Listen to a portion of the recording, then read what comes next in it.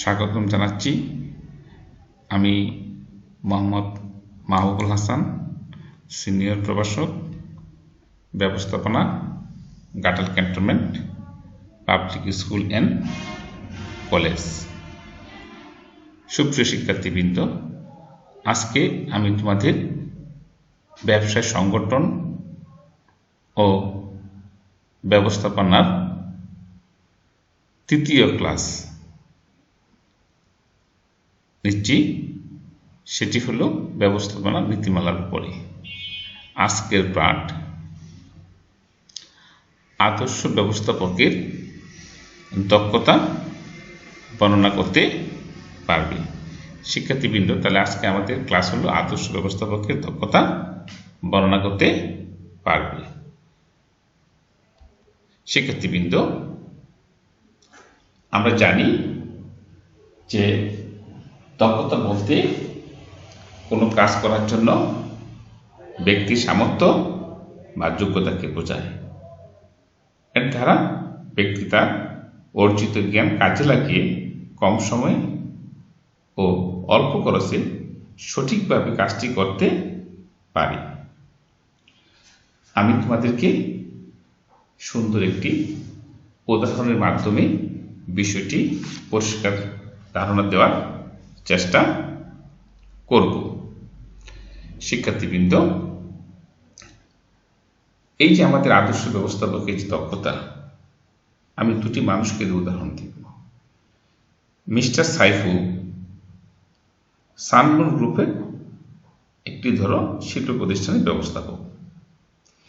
ব্যক্তিগতভাবে তার কিছু বিষয়ে সমস্যা থাকলেও বিভাগগুলোর সুষ্ঠুভাবে পরিচালনা করেন। একজন ব্যক্তি বিভিন্ন কারণে তার অযোগ্যতা থাকতে পারে, ফলে তার শিল্প প্রতিষ্ঠানটি ভালো মুনাফা করছে। অন্যদিকে মিস্টার শরীফুল আরেকটি শিল্প ইউনিটের ব্যবস্থাপক। তিনি সৎ ও উত্তম স্বভাবের মানুষ।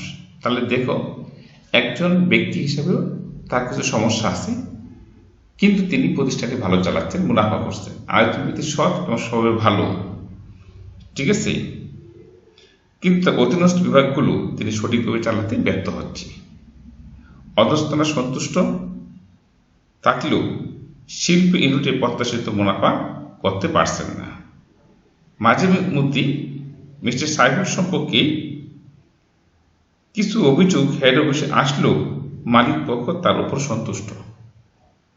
ব্যক্তি হতে পারে সে সিগারেট খেতে পারে, বা অন্যান্য কোনো বদ নেশা থাকতে কি পারে, বা অন্য কোনো কাজ থাকতে কি পারে, কিন্তু সে ব্যবস্থাপক হিসেবে অত্যন্ত দক্ষ। এই ক্ষেত্রে ব্যবস্থাপক হিসেবে সে দক্ষ, এ বিচারেই মিস্টার সাইফুল নিশ্চয়ই এগিয়ে থাকবে। কারণ ব্যক্তি বিশেষ হিসেবে কিছু দুর্বলতা থাকলেও ব্যবস্থাপক হিসেবে তিনি ব্যবসার উদ্দেশ্য অর্জনে সফলতার পরিচয় দিতে পারে। তাই যাকে যেখানে যে উদ্দেশ্যে কাজ দেওয়া হয়েছে, তিনি সেটা কতটা সাফল্যের সাথে পরিচালনা করতে পারছেন, তার উপরে ব্যবস্থাপকের কার্যদক্ষতা নির্ভরশীল। সঠিক সময়ে সঠিকভাবে ও কম খরচে প্রয়োজনীয় কাজ করতে পারলে, আমরা আগে বলছি সেটাকে বলি আমরা দক্ষতা। তো ন্যূনতম শক্তি, অর্থ, সামর্থ্য, সম্পদকে কাজে লাগিয়ে প্রাতিষ্ঠানিক লক্ষ্য অর্জনের বিষয়টি তাই একজন ব্যবস্থাপকের দক্ষতার উপরে নির্ভরশীল। ব্যবস্থাপকের এরূপ দক্ষতা তার কতিপয় প্রাতিষ্ঠানিক জ্ঞান, গুণ ও সামর্থ্যের উপরে সম্পর্কযুক্ত, যার বিবেচনায় একজন ব্যবস্থাপকের কতিপয় গুণ বা দক্ষতা প্রতিষ্ঠানের দক্ষতাকে ব্যাপকভাবে প্রভাবিত করে। যে ব্যবস্থাপক যত বেশি সবগুলো দক্ষতা অর্জন করতে পারবে, তিনি আদর্শ ও দক্ষ ব্যবস্থাপক হিসেবে গণ্য হবে। তাহলে বলছে, একজন ব্যবস্থাপক যত বেশি দক্ষতা অর্জন করতে পারবে। একজন আদর্শ ব্যবস্থাপকের যে সকল দক্ষতা থাকতে হয়, তা আমরা নিম্নে আলোচনা করব। শিক্ষার্থীবৃন্দ, খেয়াল করো, একজন ব্যবস্থাপকের কি থাকতে হবে? কারিগরি দক্ষতা। এই কারিগরি দক্ষতা কি? 7 টেকনিক্যাল স্কিল। প্রতিটি কাজ সম্পাদনে যে পদ্ধতি, কৌশল বা যন্ত্রপাতি ব্যবহার হয় তা সঠিকভাবে ব্যবহার করতে পারা কারিগরি দক্ষতা হিসেবে গণ্য। প্রতিটা কাজের সাথে কম বেশি কারিগরি দক্ষতার প্রয়োজন পড়ে। কম্পিউটারে একজন কর্মী কাজ করছে, এর সংশ্লিষ্ট প্রতিটি বিষয় কর্মীর জানা থাকলে সে যেভাবে দ্রুত কাজটা করতে পারবে আরেকজন কম জানা কর্মীর পক্ষে তা সম্ভব না। এক্ষেত্রে পার্থক্যটা হলো কারিগরি দক্ষতা। একজন উকিল একটা কেস যেভাবে সুন্দরভাবে সাজান বা বক্তব্য তুলে ধরেন আরেকজন সেভাবে পারেন না। এক্ষেত্রে পার্থক্য কারিগরি দক্ষতা। তুমি দেখবে যে টাঙ্গাইল শহরে বা ময়মনসিংহ শহরে, ঢাকা শহরে নাম করা অ্যাডভোকেট, নাম করা ব্যারিস্টার, হ্যাঁ, তো ওই সবাই তার কাছে যায়, তাকে বেশি টাকা দিতে হয়। কেন? তার ওই যে কারিগরি দক্ষতা বলতে বোঝানো হচ্ছে শুধু ওই যে কম্পিউটার চালানো বা এইগুলো বিষয় না, অর্থাৎ তুমি যে কাজটি করবে সেই কাজটি সম্পর্কে তোমার সুস্পষ্ট ধারণা আছে কিনা, সেটি হলো কারিগরি দক্ষতা। কোনো যন্ত্রপাতি ব্যবহারের জন্য জ্ঞান যেমনি কারিগরি দক্ষতা, তেমনি কোম্পানি হিসাব সংরক্ষণ, উদ্বৃত্ত পত্র তৈরি, হিসাব নিরীক্ষা জানাও কারিগরি দক্ষতার জ্ঞান। আমাকে হিসাব রক্ষক হিসাবে নিয়োগ দিতে হয়েছে, আমি অ্যাকাউন্ট সম্পর্কে যদি ধারণা না থাকি, অ্যাকাউন্ট যদি তৈরি না করতে পারি, অ্যাকাউন্ট তৈরি করাটা দক্ষতার সহিত, সেটি হলো আমার কারিগরি দক্ষতা। আমার বিষয়টা কি তোমরা বুঝতে পেরেছ? যে এখন আমাকে ব্যাংকের ম্যানেজার নিয়োগ দেওয়া হয়েছে, তাহলে ব্যাংকের কার্যক্রম সঠিকভাবে পরিচালনা করাটা হলো কারিগরি দক্ষতা। আর নাহলে আমি কারিগরি দক্ষতা অর্জন করতে, আর না হয় আমার প্রতিষ্ঠানে পরিচালনা করতে ব্যর্থতা হব। শিক্ষার্থীবৃন্দ, আমার সেকেন্ড যে পয়েন্ট সেটি হলো, তোমরা নিশ্চয়ই ছবিটি খেয়াল করো, মানবীয় বা আন্তঃব্যক্তিক দক্ষতা। আন্তঃব্যক্তিক, আসলে মানবীয় বা আন্তঃব্যক্তিক কি? আমি একটু আগে বলিনি যে আমাদের কাজটি পরিচালনা করতে হয় মূলত ব্যক্তি দিয়ে। যন্ত্রপাতি পরিচালনা করে ব্যক্তি, যন্ত্রপাতি নিজে পরিচালিত হয় না, তাকে পরিচালনা করতে কি হয়। তাহলে ব্যক্তি দিয়ে যেহেতু কাজ, তাহলে এই আন্তঃব্যক্তিককে আমাকে ম্যানেজ করতে হবে। মানুষের সাথে এই আন্তঃব্যক্তিক দক্ষতা হলো মানুষের সাথে মিশতে পারা এবং মানুষকে উদ্বুদ্ধ ও উৎসাহিত করে কাজ আদায় করতে পারা দক্ষতাকে মানবীয় বা আন্তঃব্যক্তিক দক্ষতা বলে। এক্ষেত্রে ব্যক্তি বা দলকে বুঝে যেভাবে তাদের সঙ্গে যোগাযোগ প্রতিষ্ঠা, নিজস্ব চিন্তার প্রতি তাদের সমর্থন আদায় এবং পরিচিত ও উৎসাহিত করার সামর্থ্য গুরুত্বপূর্ণ। ব্যবস্থাপনার কাজ মূলত মানুষ চালানো। প্রতিষ্ঠানের ভিতরে ও বাহিরে বিভিন্ন মানুষের সাথে ব্যবস্থাপককে মিশতে হয়, মত বিনিময় করতে হয়, তাদের প্রত্যাশা ও সমস্যা বুঝতে কি হয়, তাদের মনের উপর প্রভাব সৃষ্টি করে নিজের কাজটা করিয়ে নিতে কি হয়। তাই ব্যবস্থাপনার ক্ষেত্রে মানবীয় দক্ষতা খুবই আবশ্যক হিসেবে বিবেচিত হয়। তুমি যদি একজন কর্মীর সমস্যা না বুঝো, তোমার অধীনস্থ কর্মী, তাহলে সে কাজ করবে না। কারণ একটি প্রবাদ আছে যে ঘোড়াকে জোর করে পানিতে নামানো যায়, কিন্তু ঘোড়া যদি পানি পান না করে তাকে জোর করে পানি পান করানো যায় না। শিক্ষার্থীবৃন্দ, তাহলে এই আন্তঃব্যক্তিক দক্ষতাটি আমাদের স্পষ্ট। অনেক নেতা দেখবা খুব মানুষের সাথে মিশতেছে, কথা বলতেছে। নেতা তোমাদের শুধু খালি ত্রাণ দিবে তা না, নেতা ভালো আচরণ করতেছে, সালাম দিচ্ছে, আসসালামু আলাইকুম, তোমরা কেমন আছো, এই যে তার একটা মানুষের সাথে মিশা, মানুষের বুকে নেওয়া, মানুষের মাথায় হাত বুলিয়ে দেওয়া, মানুষের সুখে দুঃখে তার পাশে থাকা, রাত্রি 10টা 12টা 1টা না 2টা বিপদে পড়ছে, নেতা হাই হেলো করে দেওয়া, নেতা তোমার পাশে দাঁড়ানো, এটি হলো আমাদের মানবীয় বা আন্তঃব্যক্তিত্ব কথা। এটি প্রতিষ্ঠান চায়। শিক্ষার্থীবৃন্দ, আমরা যে তৃতীয় যে বিষয়টি পড়াবো, যে বিষয়টা জানবো, সেটি হলো কল্পনা সংক্রান্ত দক্ষতা।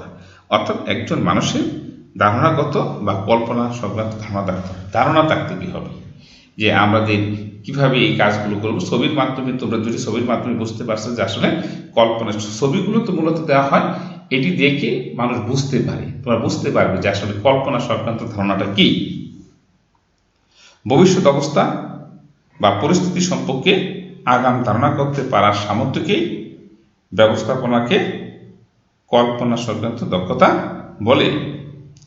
একজন ব্যবস্থাপকের প্রথম কাজই হলো পরিকল্পনা গ্রহণ। এই পরিকল্পনা গ্রহণ পূর্বানুমানের সাথে সম্পর্কযুক্ত, অর্থাৎ ভবিষ্যৎকে আমার ফাইলে বন্দি করে ফেলা। তাহলে সঠিকভাবে পূর্বানুমান করে পরিকল্পনা গ্রহণ, সিদ্ধান্ত প্রদান ইত্যাদি, তাই ব্যবস্থাপনাকে কল্পনা সংক্রান্ত দক্ষতার সাথে সম্পর্কযুক্ত। পরিকল্পনা যদি ভুল হয় তাহলে কোম্পানি নিঃস্ব হয়ে যাবে, ব্যক্তি তুমি নিঃস্ব হয়ে যাবে, কোম্পানি নিঃস্ব হয়ে যাবে, তোমার চাকরি থাকবে না।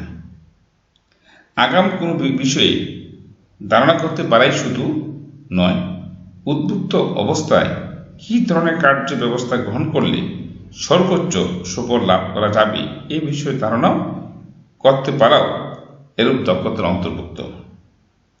প্রয়োজনীয় নীতি কৌশল নির্ধারণ, দীর্ঘমেয়াদী পরিকল্পনা গ্রহণ ও গুরুত্বপূর্ণ বিষয়ে সিদ্ধান্ত গ্রহণ করতে হয় বিধায় প্রতিষ্ঠানের উচ্চ পর্যায়ের নির্বাহীদের এ ধরনের দক্ষতা অধিক প্রয়োজন পড়ে। মানুষ বুঝতে কি পারে যে আমার প্রতিষ্ঠানটি এখন কি করবে, মানুষ নতুন নতুন আইডিয়া করে, যে যত বেশি আইডিয়া তৈরি করতে পারে, উদ্যুক্ত হতে পারে, সে তত বেশি সফলতা অর্জন করে। সেই জন্য সে দক্ষ ব্যবস্থা, মানুষ তাকে মনে রাখে। শিক্ষার্থীবৃন্দ, আমরা যে 3টি ছবি দিচ্ছি, এই ছবিটি দেখে তোমরা বুঝতে পারবে যে আসলে বিষয়টা কি। একজন ব্যবস্থাপক তার 4জন অধস্তনের কথা শুনছেন। একজন মহিলা বা ডাক্তার, সে আল্ট্রাসোনোগ্রাম বা ইসিজি জাতীয় কোনো জিনিস করতেছেন, আরেকজন ডাক্তার রোগ নির্ণয় করতেছেন। তাহলে তারা কি কাজ করতেছেন? প্রত্যেকটি মানুষেরই এই সমস্যা অনুধাবনের দক্ষতা। সব ডাক্তারের মাইক মারতে হয় না, আর নয় কাটায় টাঙ্গাইল ময়মনসিংহ, এখন গাঠালে সব চিকিৎসা নো। যে দক্ষ সে বুঝতে পারে, তার কোনো মাইকিং এর প্রয়োজন, প্রচারণার প্রয়োজন হয় না। 6 মাস আগেও ডাক্তারের সিরিয়াল দিয়ে পাওয়া যায় না। তাহলে শিক্ষার্থীবৃন্দ, কোনো সমস্যা ও এর প্রকৃতি দ্রুত আঁচ করতে পারায় সামর্থ্যকে সমস্যা অনুধাবনের দক্ষতা বলে। একটা প্রতিষ্ঠান চালাতে যে ব্যবস্থাপনা পদদেরকে প্রতিনিয়তই ছোট বড় নানান ধরনের সমস্যা মোকাবেলা করতে হয়। সমস্যার প্রকৃতি এমন যে এটাকে বুঝে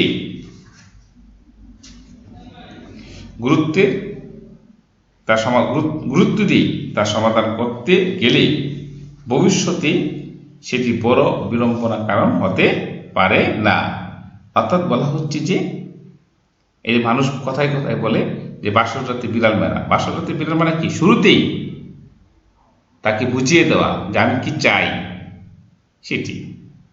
একজন ডাক্তার যদি রোগকে গুরুত্ব দিয়ে সঠিকভাবে শনাক্ত করতে পারেন, তবে রোগ নিরাময়ে তার যেমনি সবচেয়ে বড় ভূমিকা রাখে, একজন ব্যবস্থাপকের ক্ষেত্র সেভাবেই প্রতিষ্ঠানের সমস্যাগুলো দ্রুত শনাক্ত করতে পারা দক্ষতা গুরুত্বপূর্ণ বিবেচিত হয়। ডাক্তার যদি তোমার রোগ নির্ণয় করতে পারে যে আমার এখন দীর্ঘদিন যাবত জ্বর হচ্ছে, এখন এটি কিসের জ্বর, টাইফয়েড নাকি ম্যালেরিয়া, বিভিন্ন ধরনের উপসর্গ দেখতে পারে, নাকি অন্য কোনো অর্গানিক সমস্যার জন্য আমার দীর্ঘদিন যাবত আমি ফিভারে ভুগতেছি, সে যদি ডাক্তার বুঝতে কি পারে, তাহলে আমাকে ওইভাবে যদি সে ডায়াগনোসিস করে আমি ভালো হয়ে যাব। আর ডাক্তার যদি টাইফয়েড হয়েছে, ম্যালেরিয়ার ঔষধ দেয়, তাহলে আমাকে রোগ নির্ণয় হবে না, অর্থাৎ আমি ভালো হব না। তাহলে এরূপ সমস্যা বোঝার সাথে সমাধানের পন্থা বা করণীয় নির্ধারণের বিষয়েও এরূপ দক্ষতার অধীন। প্রতিষ্ঠানে উচ্চ ও মধ্যম পর্যায়ে ব্যবস্থাপকের জন্য এরূপ দক্ষতা অধিক প্রয়োজন পড়ে। তাহলে শিক্ষার্থীবৃন্দ, উপরোক্ত আলোচনা থেকে প্রতীয়মান হয় যে একটা প্রতিষ্ঠানে বিভিন্ন পর্যায়ের ব্যবস্থাপকদের বিভিন্ন পরিমাণের কারিগরীয়, মানবীয় ও ধারণাগত জ্ঞান বা দক্ষতা থাকতেই হয়। প্রতিষ্ঠানের বিভিন্ন পর্যায়ে কর্মরত ব্যবস্থাপকদের বিভিন্ন ধরনের দক্ষতা কতটা আবশ্যক তা আমরা আলোচনা থেকে বুঝতে পেরেছি। শিক্ষার্থীবৃন্দ, তোমাদের বাড়ির কাজ আদর্শ ব্যবস্থাপকের দক্ষতাগুলো লিখবে এবং চিন্তা করবে যে আদর্শ ব্যবস্থাপক প্রতিটি মানুষেরই প্রয়োজন। তোমরা যে যেখানে আছো ভালো থাকবে, সুস্থ থাকবে।